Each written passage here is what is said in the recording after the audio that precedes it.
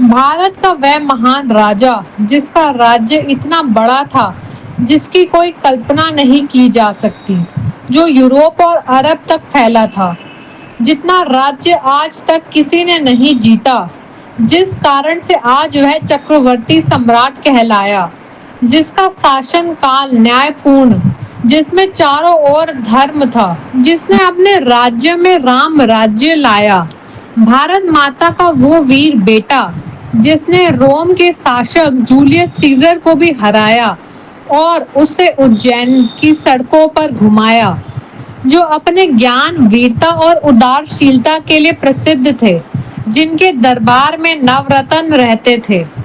कहा जाता है कि विक्रमादित्य बड़े पराक्रमी थे और उन्होंने शकों को परास्त किया था, लेकिन आज भारत की युवाओं की दुर्दशा देखिए कि विदेशियों से ज्यादा तो वो विक्रमादित्य को मिथ्या साबित करने में लगे हैं।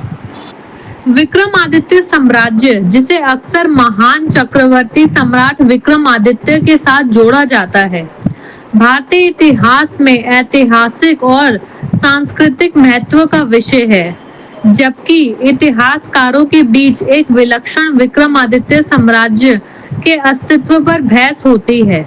नाम को अक्सर विभिन्न राज्यों से जोड़ा जाता है, विशेष रूप से गुप्त काल के दौरान और बाद के राजवंशों जैसे कि मालवा के परमाणु के दौरान। सम्राट विक्रमादित्य एक ऐतिहासिक और साथ ही पौराणिक व्यक्तित्व हैं।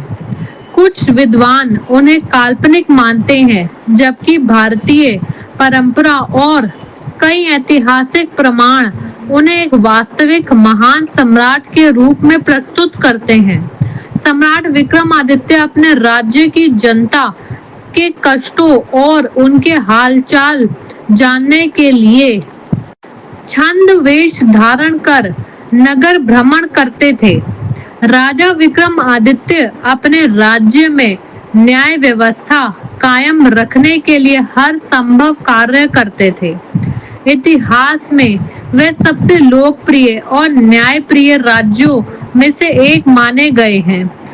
राजा विक्रम का भारत की संस्कृत, प्राकृत, अर्धमागधी, हिंदी, गुजराती, मराठी, बंगला आदि भाषाओं के ग्रंथों में विवरण मिलता है। उनकी वीरता, उदारता, दया, क्षमा आदि गुणों की भी अनेक गाथाएं भारतीय साहित्य में भरी पड़ी हैं। विक्रमादित्य के नवरत्नों के नाम। नवरत्नों को रखने की परंपरा महान सम्राट विक्रमादित्य से ही शुरू हुई है, जिसे तुर्क बादशाह अकबर ने भी अपनाया था। सम्राट विक्रमादित्य के नवरत्नों के नाम धन्वंतरी, शपणक, अमर सिंह, शंकु, बेताल, भट्ट, घटखप्पर, कालिदास, वारामिर और वररुचि कहे जाते हैं। इन नवरत्नों में उच्च कोटि के विद्वान, श्रेष्ठ कवि, गणित के प्रचंड विद्वान और विज्ञान के विशेषज्ञ आदि सम्मिलित हैं। आपको कुछ मुख्य प्रमाण और साक्ष्य दिए जा रहे हैं जो सम्राट विक्रमादित्य के अस्तित्व को सिद्ध करने में सहायक हैं। विक्रम संवत का प्रारंभ। विक्रम संवत भारत का एक प्राचीन काल गणना पद्धति है जो 57 ईस्वी पूर्व से प्रारंभ होती है। यह माना जाता है कि सम्राट विक्रमादित्य ने शकों को हराकर इस नए संवत की शुरुआत की थी। यह भारत को विभिन्न हिस्सों में आज भी उपयोग में लाया जाता है। यदि विक्रमादित्य काल्पनिक होते तो यह उनका नाम लेकर एक पूरे काल गणना युग की शुरुआत क्यों होती। उज्जैन विक्रमादित्य की राजधानी। उज्जैन मालवा क्षेत्र को विक्रमादित्य की राजधानी माना जाता है।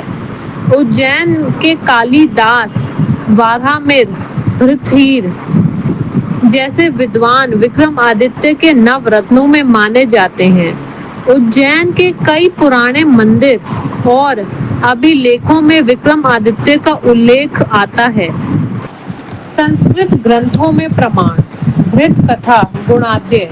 इसमें विक्रमादित्य का विस्तृत वर्णन है, विशेषतः उनके पराक्रम और न्यायप्रियता के बारे में लिखा है। सिंहासन बत्तीसी।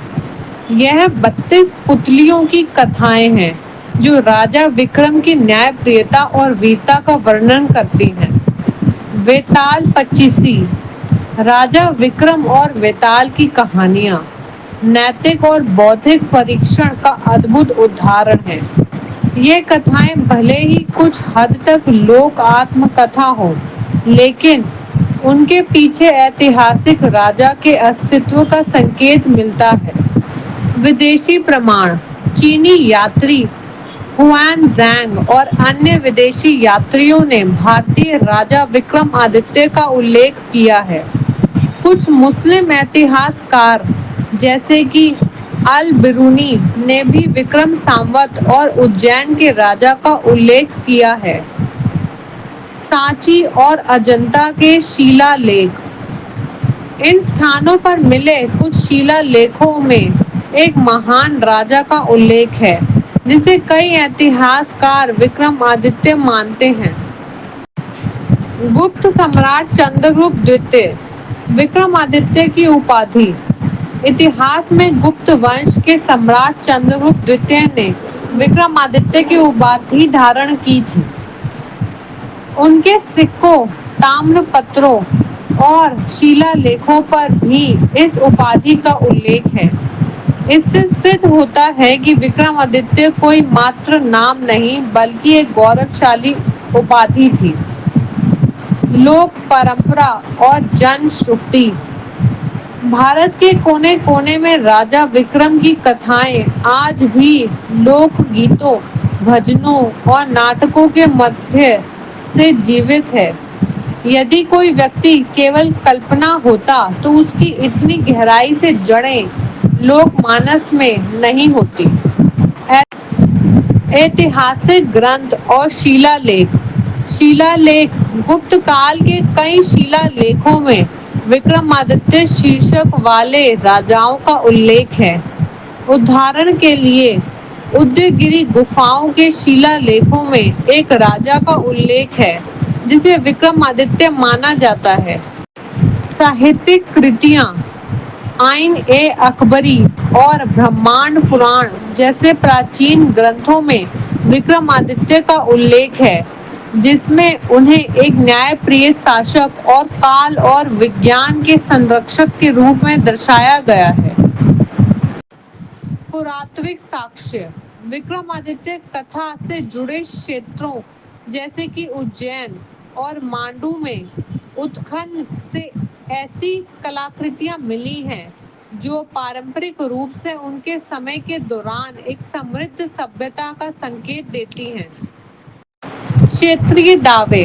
भारत भर के विभिन्न क्षेत्रों में राजाओं ने विक्रमादित्य के वंश से होने का दावा किया है या अपने शासन को वैध बनाने के लिए उनका नाम अपनाया है।